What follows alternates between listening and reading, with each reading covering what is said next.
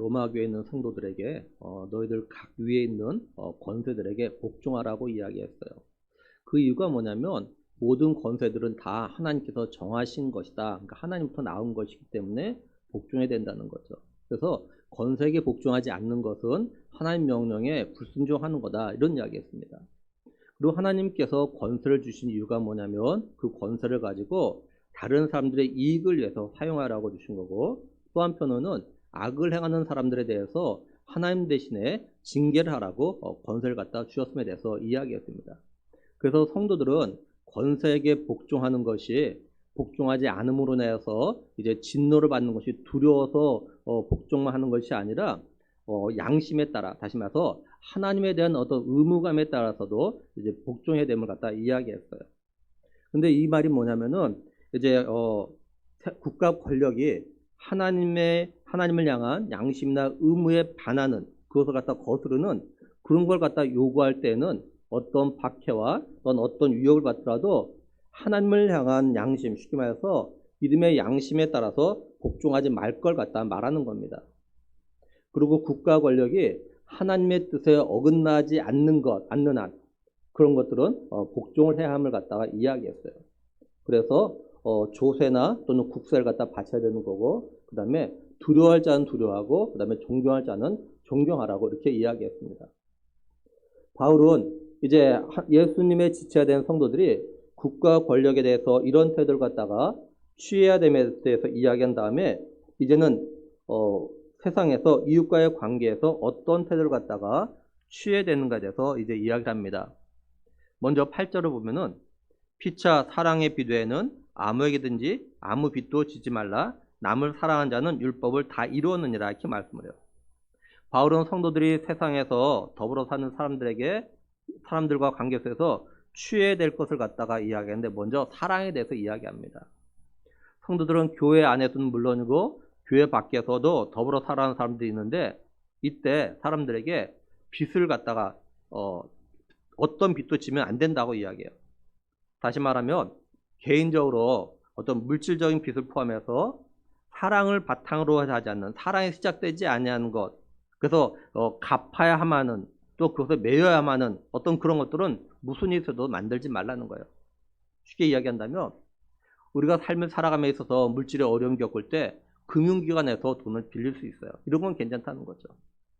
근데 사랑이 없는 사람에게 돈을 빌리지 말라는 겁니다. 또 사랑이 없는 관계 속에서는 신세를 갖다 지지 말라는 거예요.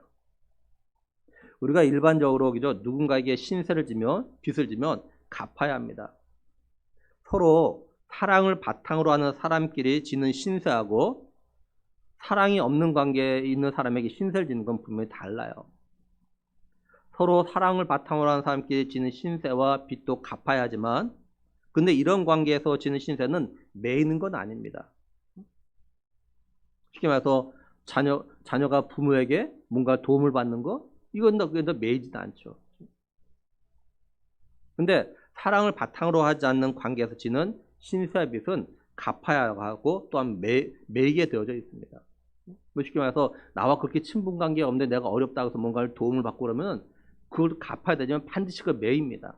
그래서 그 사람이 요구하는 것을 반드시 또 들어줘야 되는, 그것이 옳고 그름을 떠나서 반드시 들어줘야 되는 그런 일이 있어요. 쉽게 굳이 예를 든다면 뇌물 같은 거. 이건 어떤 사랑을 바탕한 것이 아니에요. 근데 도움을 받으면은 반드시 그걸 갚아야 돼요. 그러다 보니까 거기서 안 좋은 일이 생기는 거죠. 그러면 다른 건 빚을 지지 말라고 하면서 왜 사랑의 빚은 괜찮다라고 말하는 걸까요?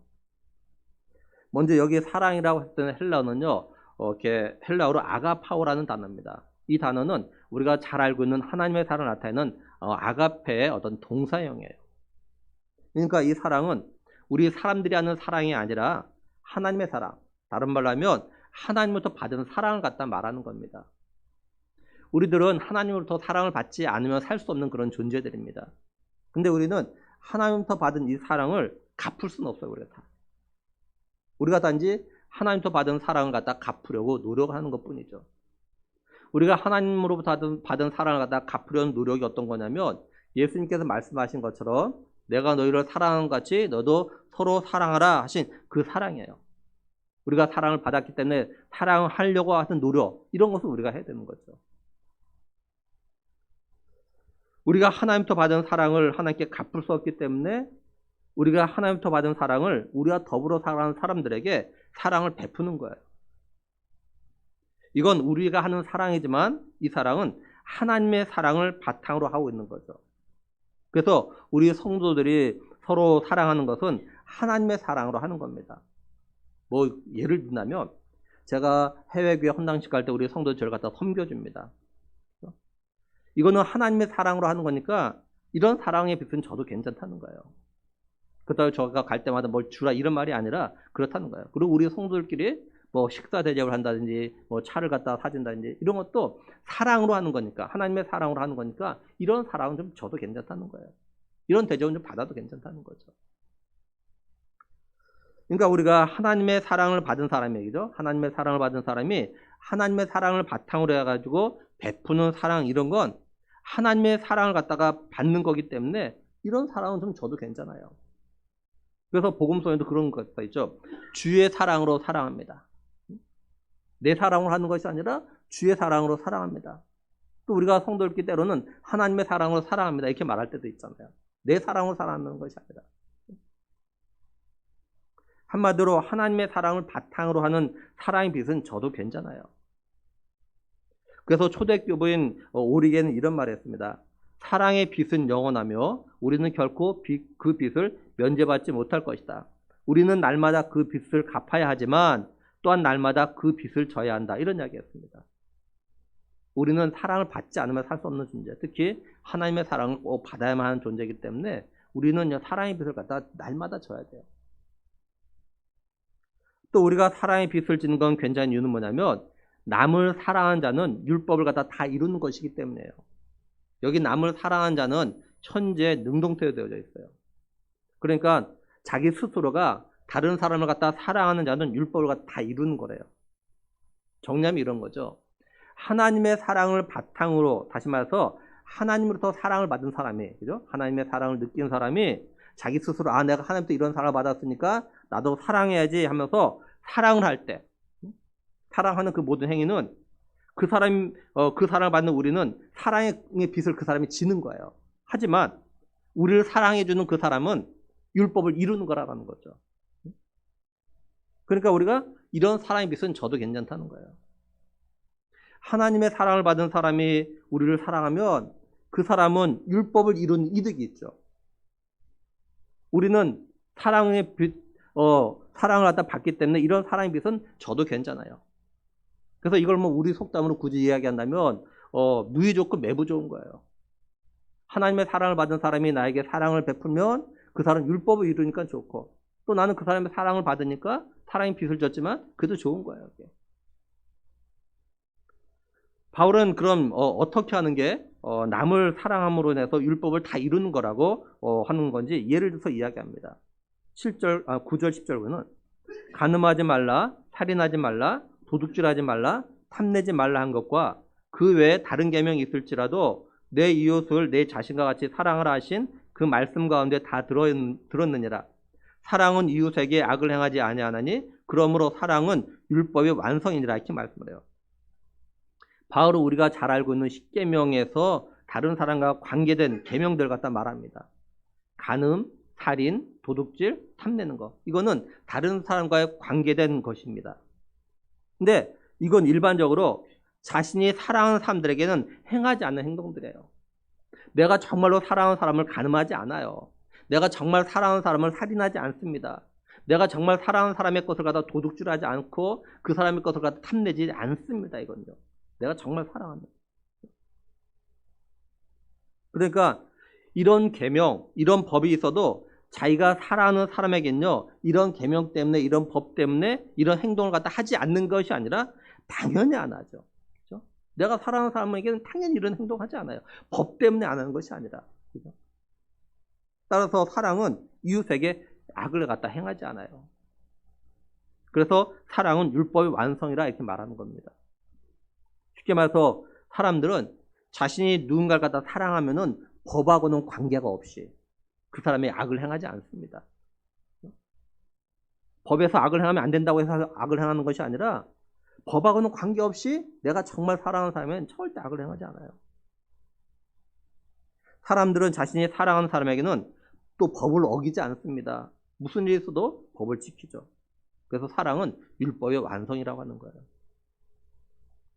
바울은 성도들이 이렇게 사랑의 삶을 갖다가 살아야 한다고 말한 다음에 이제는 예수님이 다시 오실 날을 갖다가 기다리며 살아야 함에 대해서 이야기합니다. 바울이 먼저 뭐라고 하냐면 11절 보면은 또한 너희가 이 시기를 알거니와 자다가 깰 때가 벌써 되었으니 이는 이제 우리의 구원이 처음 믿을 때보다 가까웠습니다. 이렇게 말씀을 해요. 바울은 로마교회 성도들에게 이 시기에 대해서 알고 있다고 이야기합니다. 바울이 지금 이 시기라고 말하고 있는데 이 지금이 언제냐면 이제 잘 때가 깰 때가 됐다는 거예요. 벌써 자다 깰 때가 된 지금 이 시기라는 거예요. 여기 시기라고 해석된 헬라어는요 어떤 뜻이냐면은 정해진 지급 기일 이런 뜻이에요. 이거는 언제인지 정해졌기 때문에 이날은 반드시 온다는 거죠. 쉽게 예를 들면 우리 직장인들에게는 월급날이 정해졌습니다. 월급날에 정해져서 이날이 되면 어김없이 회사에 큰 문제가 없는 한 월급이 통장에 들어옵니다. 정해진 날에.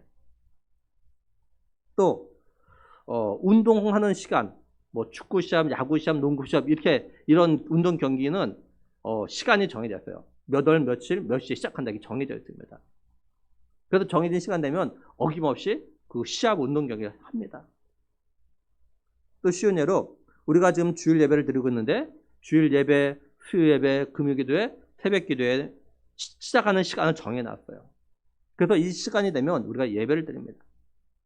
새벽 기도에 나오신 분들은 아시겠지만 비가 많이 온 날도 눈이 많이 온 날도 시간이 되면 제가 어김없이 5시에 새벽 기도를 시작합니다. 우리 성도들이 또한 교회차가 오지 않아도 성도들이 예배당에 안 들어와도 시간 되면 어김없이 제가 5시에 시작을 합니다. 그러니까 정해진 시간 되면 이렇게 시작하는 거예요. 뭐든지. 그리고 여기서 말하는 이 시기는 예수님의 재림의 시간을 갖다 말해요.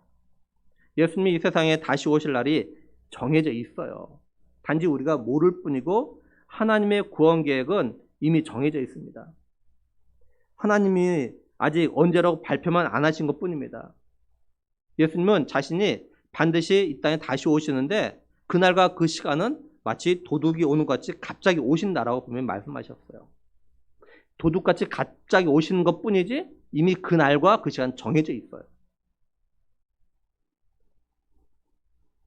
그러니까 예수님이 오실 날에 정해져 있는데 그때가 언제인지 모르는 것 뿐입니다. 하나님은 정한 시간이 되면 예수님을 갖다가 다시 이 땅에 보내십니다. 우리는 하나님께서 이렇게 하시는 걸 이미 성경을 통해서 확인했고 경험했어요. 하나님께서 아담에게 선악과를 따먹으면 반드시 죽는다고 했을 때 아담이 따먹었고 그래서 하나님이 뱀을 저주하시는 가운데서 여자의 후손에서 구원자 메시아를 갖다 보내시겠다고 말씀하셨습니다. 약속하셨죠. 하나님이 이렇게 말씀하신 구원 계획에 따라서 하나님이 정하신 시간이 되었을 때 여자의 후손을 통해서 예수님을 갖다 보내셨어요.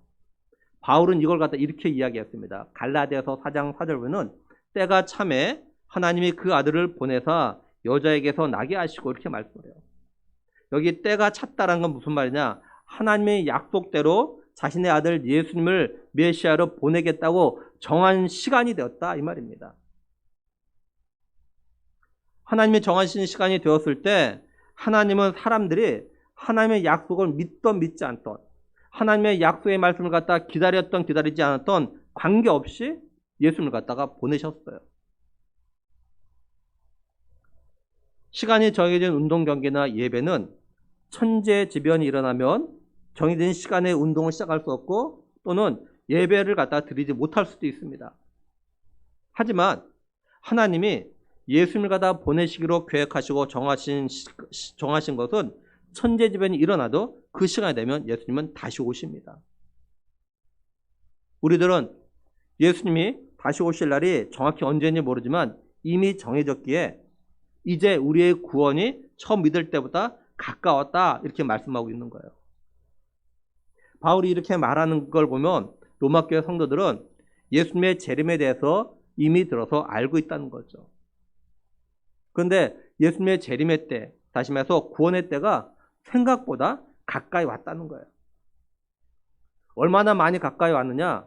처음 복음을 듣고 예수님을 믿기 시작했을 때보다 더 가까이 왔다는 거예요. 그러니 지금은 자다가도 깨어나야 할 때라라고 말하고 있어요. 우리가 여기서 다시 한번 짚고 넘어가야 되는 것인데 그 뭐냐면 우리의 구원이라는 것은 아직과 이미와 아직이라는 겁니다. 우리가 예수님을 갖다 나의 구원자로 믿고 영접했을 때 우리는 구원을 받았어요. 그러니까 우리는 이미 구원을 받았습니다. 그렇죠? 근데 우리가 구원을 받았다는 것이 말하는 것이 뭐냐면은 영원히 죽지 않는 걸 말하는 거예요. 근데 우리는 한번 태어났기 때문에 한 번은 다 죽습니다. 왜냐? 우리의 구원이 완성된 것이 아니기 때문에 그래요. 우리의 구원이 언제 완성되냐? 예수님이 다시 이 땅에 오실 때. 그러니까 우리가 언제부터 영원히 죽지 않게 되냐? 예수님이 다시 이 땅에 오시면 우린 그때부터는 영원히 사는 겁니다. 그러니까 예수님이 다시 오시면 우리의 구원이 완성돼서 영원히 죽지 않고 예수님과 더불어 영원히 사는 거예요.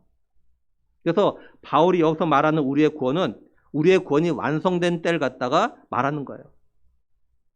근데 우리의 구원이 완성된 날이 우리가 예수님 갖다 처음 믿을 때보다 더 가까이 왔다는 거죠.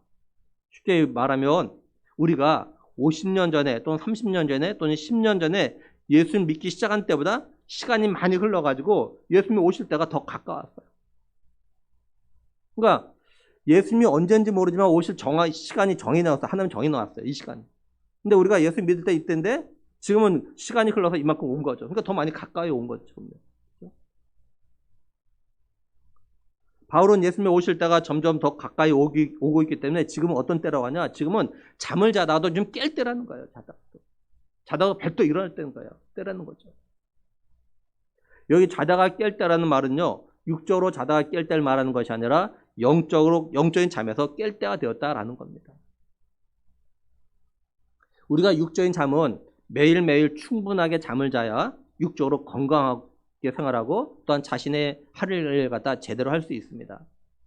그런데 영적인 잠은 다릅니다. 우리 성도들이 영적인 잠은 안 자면 안 잘수록 영적으로 건강하게 믿음 생활을 갖다 하면서 하나님 맡겨준 일을 갖다 감당할 수 있어요. 우리 사람으로 하여금 육적인 잠을 갖다가 자게 만드는 것은 잘 자게 만드는 것은 열심히 일하는 겁니다. 몸이 피곤할 정도로 일하는 거죠. 또 한편은 세상에서 즐길 걸 즐기면서 마음 편안하게 근심 걱정하지 않고 삶을 살며 또한 일에 스트레스를 갖다 받지 않아야 밤에 잘 때 좀 더 편안하게 잘 수 있어요. 일반적인 이야기하는 겁니다. 근데 우리 성도들이 이런 육적인 삶에만 너무 집중하게 되어지면 오히려 영적인 깊은 잠에 빠져요. 우리 성도들이 육적인 삶 때문에 막 너무 염려 걱정하며 또는 육적인 삶의 즐거움과 쾌락에 빠지면 영적인 잠에 빠집니다. 누가복음 21장 34절 보면요. 너희는 스스로 조심하라. 그렇지 않으면 방탕함과 술취함과 생활의 염려로 마음이 둔하여지고 뜻밖의 그날이 덕과 같이 너에게 임하리라 이렇게 말씀을 해요. 너무 세상 것 즐기면 또 내가 너무 염려하는 건 두 가지겠죠. 크게 나르면 어려움 때문에 염려, 이 문제를 어떻게 해결할까 이런 염려도 있지만 어떻게 하면 좀 더 잘 살까, 어떻게 하면 좀 더 편하게 살까 이런 거 염려하면 그렇죠? 너무 이런 육적인 삶에 염려하고 여기에 빠지게 되면 그날이 덕과 같이 예수님이 오신 날을 가다 갑자기 맞이하게 된다는 거예요. 아무 대책도 펴놓지 않은 상황에서 맞이하게 되는 거죠. 그렇다면 우리가 여기서 생각할 게 있어요. 바울이 로마 교회 편지를 쓴 데가 언제냐면 AD 57년경입니다. 바울은 이때 구원의 날이 너희가 처음 예수 믿을 때보다 더 가까웠다고 말했어요. 그렇다면 그죠? 그렇다면 2028년. 그러니까 AD 57년보다 1967년 지난 지금은 그죠? 우리의 구원의 날, 예수님이 다시 이 땅에 오실 날이 훨씬 더 가까웠죠. 그렇죠? 훨씬 더 가까웠다고 그렇죠. 그러니 오늘 우리는 로마교회 성도들보다 자다가 더 깨어날 때, 더 영적으로 깨어나 있을 때입니다. 지금이. 어떤 면에서 오늘날은요, 이제 예수님이 오늘 다시 오셔도 이상하지 않을 때입니다. 지금. 그러니 우리는 영적으로 더 깨어 있어야 돼요. 우리가 아침에 커피를 마신 이유 가운데 또는 점심 식사 후에 커피를 마신 이유 가운데 하나는 뭐냐면 습관적으로 마시는 것도 있지만 잠을 깨려고 마시기도 합니다. 또 잠을 안 자려고 커피를 마시기도 합니다. 또는 세수도 하죠. 어떤 잠 깨려고. 그렇죠? 학교 다닐 때 시험 기간이 되어지면 준비할 때 보면 공부하는 학생들이 먹었던 것이 있어요. 저희 때는 타이밍이라는 약이 있어요. 타이밍. 그래서 그런 약을 갖다 약국에 사가지고 먹으면서 시험 공부하고 그랬어요.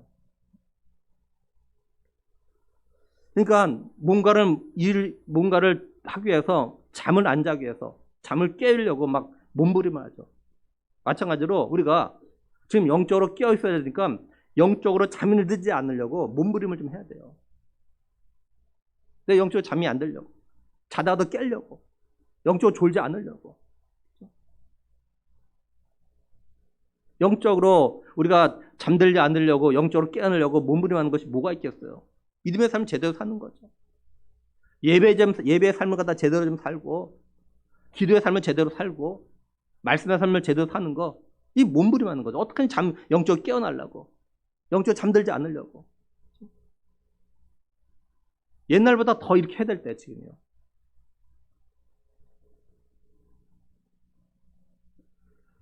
우리가 영적으로 더 깨어 있어야 되는 이유가 12절 보면은 밤이 깊고 낮이 가까웠으니 이렇게 말씀합니다.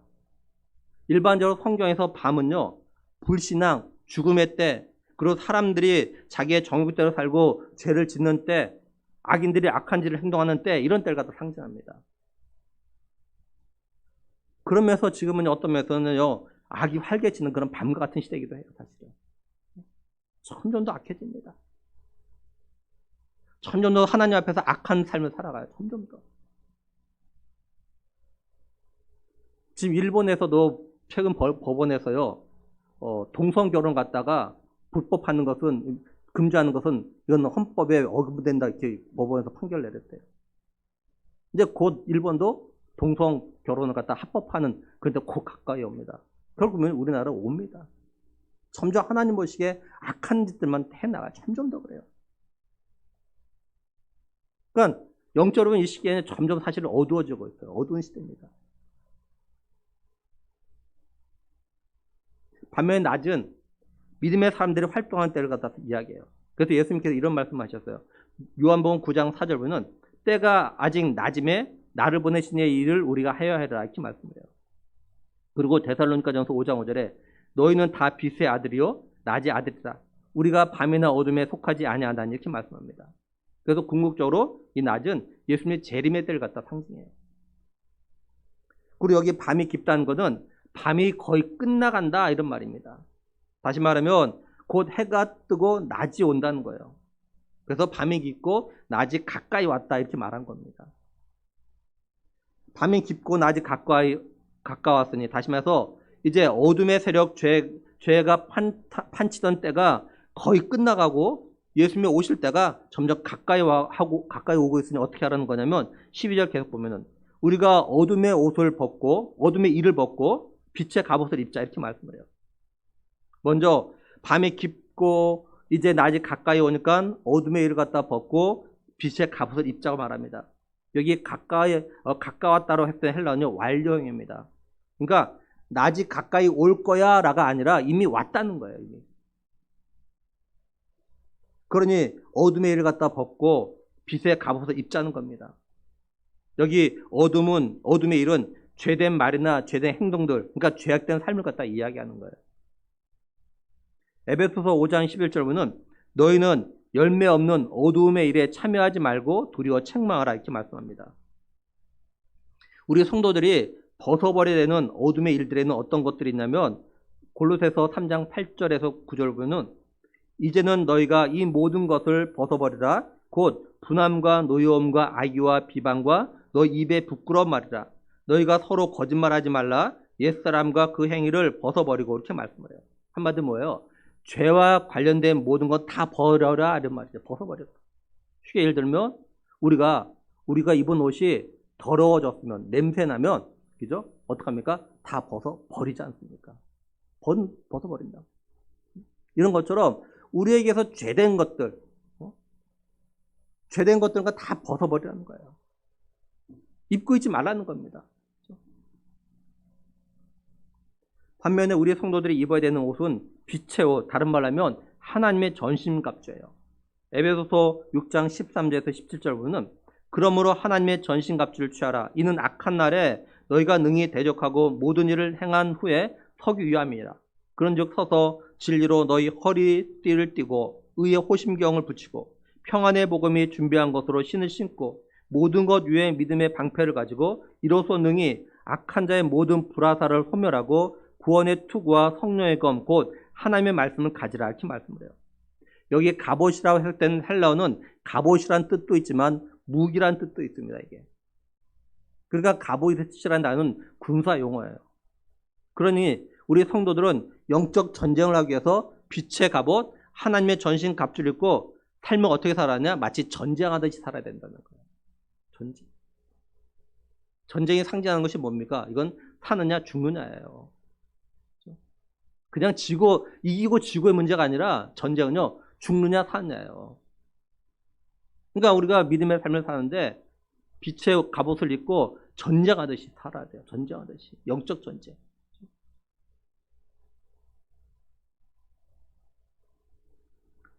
그러면 우리의 성도들은 밤이 깊고 낮이 가까웠기 때문에 어둠의 일을 갖다 벗어버리고 빛의 갑옷, 하나님의 전신갑주를 입고 어떻게 살아야 될까요?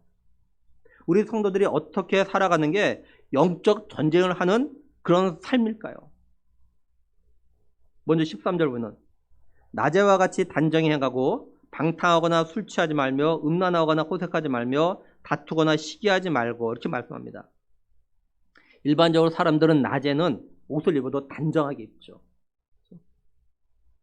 사람들이 낮에는 깨끗한 옷, 깔끔한 옷, 좋은 옷, 예쁜 옷, 때로는 사람들에게 시선을 끌고 싶은 그런 옷, 점잖은 옷, 우아한 옷, 뭐 이런 옷을 갖다 입는다고요. 사람들은 이런 옷을 입고 함부로 행동하지 않습니다. 일반적으로. 근데 밤이 되면 많이 달라지죠. 밤에 취해서 사람들이 어떤 옷을 입었는지 별로 관심이 없습니다. 사람들은 밤이 되면 자신이 입은 옷이 더럽혀지던 찢겨지던 고약한 냄새가 배던 사람들이 자신을 갖다 어떻게 보든 별로 신경 쓰지 않습니다. 사람들은 밤에 타락하고 즐기고 죄를 지으면서도 별로 죄책감을 느끼지 않아요. 양심의 거리낌도 별로 갖지 않습니다. 그냥 자기들 하고 싶은 대로 먹고 싶은 대로 마시고 싶은 대로 그냥 막 행동합니다. 사람들이 이렇게 사는 건 어느 시대나 어느 나라나 사실 거의 똑같아요. 바울이 로마 교회 편지를 쓰고 있던 57년경에 살던 사람들이나 오늘 2024년을 살아오는 우리나 그리고 당시 로마나 지금 우리 대한민국이나 거의 똑같아요. 여기 방탕이라고 했던 헬라어는요, 원래 축제 행렬을 갖다가 뜻했습니다. 근데 이 단어가 흥청거림, 술자리 이런 뜻으로 바뀌어버렸어요. 그리고 당시 헬라 문화권에서는요, 바카스라는 신 등의 축제일에 술을 마시고 그 신을 찬양하면서 밤이 늦도록 막 요란하게 행렬 벌이는 그런 풍습이 일반적이었답니다. 그러니까 바울이 이걸 갖다 염두에 두고 방탕하거나 술 취하지 말라 이 말 갖다 하고 있는 거예요. 그리고 일반적으로 성적인 죄들도 주로 밤에 일어납니다. 바울은 이런 모습을 갖다가 알고 있기 때문에 성도들은 빛의 갑옷을 입고 낮에와 같이 낮처럼 단정하게 행동하라, 살아가라 이렇게 이야기해요. 세상 사람들은 밤이 깊었다는 것 갖다 알지 못하기 때문에 아니 밤을 즐기기에 이런 죄된 삶을 살지만 우리 예수 믿는 사람들은 낮이 가까웠다는 것을 갖다 알기 때문에 자다가도 깨어가지고 빛된 생활, 단정한 생활을 갖다 해야 된다는 거죠.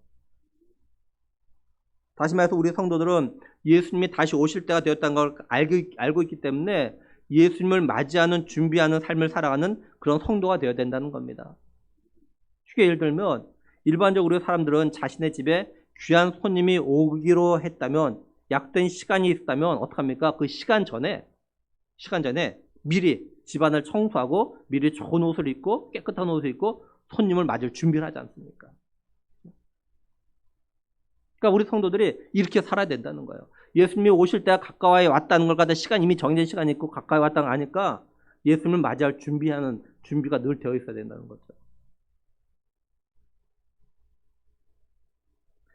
우리 성도들의 삶이 이래야 하기에 14절에 오직 주 예수 그리스도로 옷 입고 정욕을 위하여 육신의 일을 도모하지 말라 이렇게 말씀을 해요. 일반적으로 우리의 옷은요, 우리의 사람들의 삶을 갖다가 지배합니다. 무슨 말이냐면 쉽게 말해서 제가 지금 양복을 입고 있습니다. 제가 양복을 입고 운동 같은 거 하지 않습니다. 양복을 입고 막 마음대로 막 이렇게 행동하지 않습니다. 그리고 양복 입으면 가난한 양복에 어울리도록 구두를 갖다 신으려고 노력을 합니다. 그리고 걸을 때도 행동할 때도 여러모로 조심하게 행동합니다. 제가 운동복 입었을 때와는 다르게 행동을 합니다. 그러니까 우리 성도들이 주 예수 그리스도로 옷을 입었다는 건 뭐냐면 예수님의 다스림을 받는 삶을 사는 걸 갖다 이야기하는 거예요. 바울이 고백했죠. 이런 고백. 내 안에 사는 것 내가 아니고 그리스도라. 그러니까 예수님이라는 걸 생각하면서, 그죠? 내 안에 사는 건 내가 아니고 예수님이라는 생각하면서 말과 행동을 하는 게 바로 그리스도의 옷을 갖다 입는 삶이라는 거예요. 사람들이 다른 사람을 볼 때 먼저 그 사람의 외모와 그 사람의 입은 옷을 갖다가 보고 판단하듯이 우리 주변에 있는 사람들이 우리를 갖다 볼 때 주 예수 그리스도를 믿는 사람다운 삶의 모습이 보여야 되는 거죠. 어둠의 옷을 입은 예수를 믿지 않은 사람들이 빛의 갑옷을 입은 우리 성도들, 주 예수 그리스도로 옷 입은 우리를 볼 때 뭔가 달라도 달라야 되는 겁니다. 우리 성도들이 주 예수 그리스도로 옷 입은 삶을 사는 건 뭐냐면 한마디로 하면 이 세대를 갖다 본받지 않는 삶이에요. 그래서 주 예수 그리스도로 옷 입고 정욕을 위하여 육신의 일을 도모하지 말라고. 다시 말해서 자신의 육적인 정욕을 만족시키려는 생각은 아예 하지 말라고 이렇게 말씀하고 있는 거예요. 이 세대 사람은 어떻습니까? 자기의 정욕을 위해 살아가요, 많이. 그걸 만족시키기 위해서. 근데 그리스도의 옷을 입은 사람은 그렇게 내 정욕을 위해서 살 생각조차도 하지 말라는 거예요. 그런 거는. 예를 들면 오직 자기 자신과 자신의 가족만을 위해서 돈과 관련해서 어떻게 하면 돈을 좀 더 쉽게 빨리 모을까? 벌까? 어떻게 하면 내가 원하는 아파트나 집을 장만할까? 어떻게 하면 좋은 대학에 갈까? 어떻게 하면 연봉 많이 주는 회사 갈까? 어떻게 하면 즐기며 살까? 이런 생각만 하지 말라는 거예요. 이 말이 돈이 필요 없고 좋은 아파트, 좋은 대학, 좋은 회사, 고액 연봉 필요 없다 이 말하는 것이 아닙니다. 근데 우리 예수 믿는 사람들이 이런 생각에 너무 집착하면 믿음의 삶이 엉망이 되고 제대로 된 믿음의 삶을 갖다가 살 수가 없어요. 세상에 너무 집착하면요 예수님의 다스림을 받지를 못합니다. 그러니 주 예수 그리스도로 옷 입은 성도들이 해야 되는 생각들이 뭐냐? 빌립보서 4장 8절에 형제들아 무엇에든지 참되며 무엇에든지 경건하며 무엇에든지 옳으며 무엇에든지 정결하며 무엇에든지 사랑받을 만하며 무엇에든지 칭찬받을 만하며 무슨 덕이 있든지 무슨 기림이 있든지 이것들을 생각하라. 이런 삶을 살아야 돼요. 주 예수 그리스도로 옷 입은 성도는 하나님 앞에서 무엇이 옳고 참된 걸까? 어떤 삶이 경건한 삶일까? 어떤 삶이 정결한 삶일까? 어떻게 말하고 행동해야 사랑을 받고 칭찬을 들을 수 있을까? 어떤 삶이 다른 사람들에게 덕이 되고 내 자신이 영예로운 삶일까? 내가 어떻게 해야 믿음의 삶을 갖다 제대로 살까? 이런 걸 생각하면서 살아가야 되는 거예요. 이게 그리스도로 옷 입은 사람의 삶입니다. 이것이 이 세대를 본받지 않는 삶이에요. 이제 말씀을 정리하면 우리 성도들은 사랑의 빛 외에는 어떤 다른 빛을 갖다 지면 안 돼요. 우리 성도들은 사랑을 실천함으로 인해서 율법을 갖다 이루는 삶을 갖다가 살아야 됩니다. 그리고 구원의 완성될 날이 우리가 처음 예수님을 갖다 믿었을 때보다 더 가까웠다는 것을 갖다 꼭 기억하고 지금 영적으로 자다가도 좀 깨어나야 돼요. 믿음의 삶을 갖다가 영적인 삶을 갖다가 소홀히 했던 사람들은 오늘부터 다시 깨어나서 다시 정신 차리고 제대로 된 믿음의 삶을 살려고 해야 돼요. 예수님이 다시 오실 날이 가까웠으니 우리 성도들은 어둠의 일을 갖다가 벗고 빛의 갑옷 하나님의 전신갑주를 입고 낮에와 같이 단정하게 행동해야 돼요. 그리고 주 예수 그리스도로 옷 입었기 때문에 예수님의 다스림을 받는 삶을 살아야 합니다. 그러기 위해서는 자신의 정욕을 갖다 만족시키기 위한 육신의 일을 갖다 생각하지 말고 영의 일을 생각하면서 생활을 해야 돼요. 우리 자신들 한번 돌아보면서 생각할 것이 있습니다. 나는 지금 밤처럼 살고 있는가 아니면 낮처럼 살고 있는가? 나는 영적으로 깊은 잠에 빠진 건 아닌지, 나는 예수님의 다시 오심을 갖다가 얼마나 지금 기다리며 살고 있는지, 나는 그리스도로 옷 입은 사람답게 예수님의 다스림을 받고 살고 있는지, 혹시 내가 너무 방탕하고 술 취하며 이 세대 사람들 갖다 따라 살아가고 있는 건 아닌지 꼭 한번 생각해 보시고, 바라기는 예수 그리스도로 말미암아 새 사람 된 성도답게, 또 예수님의 지체된 성도답게 영적으로 깨어서 예수님의 다시 오실 날 구원의 날의 완성을 갖다 사모하며 살아가는 우리 모두가 되기를, 우리의 구원의 완성을 위해서 다시 이 땅에 오실 예수 그리스도의 이름으로 간절히 축원합니다. 우리 함께 기도하겠습니다. 하나님 아버지, 참 감사합니다. 우리를 사랑하셔서 우리를 구원해 주시고 우리의 베푸신 그 사랑을 기억하면서 우리도 하나님 아버지 그 사랑을, 하나님의 받은 사랑을 서로 나누는 그런 사랑의 삶을 살아가는, 그래서 율법을 이루는 그런 우리의 남은 삶 되게 하여 주시옵소서. 또 하나님 아버지, 우리는 하나님의 은혜로 말미암아 예수 그리스도 안에서 새로운 피조물, 새로운 사람, 정말 빛의 갑옷, 하나님의 전신갑주를 입고 이제 그리스도로 옷 입은 사람답게 낮에와 같이 단정히 정말 예수님의 다시 오심을 갖다가 기다리면서 준비하면서 살아가는 우리가 되게 하여 주시옵소서. 하나님, 정말 이 세대를 본받지 않도록 꼭 도와주실 간절히 원합니다. 우리의 마음과 생각 가운데서 하나님 앞에서 어떤 삶을 사는 것이 정말 제대로 된 믿음의 삶인지, 정말 내가 예수님의 다시 오심을 기다리며 삶을 살아가는 건지 꼭 생각하면서 주님의 오심을 잘 준비하는, 자다가 영적으로 깨어서 주님의 오심을 잘 준비하다가 주님을 맞이하는 우리 교회 모든 믿음의 식구들 되기를 간절히 원하옵고 우리 주 예수 그리스도의 이름으로 기도드리옵나이다. 아멘. 찬송가 100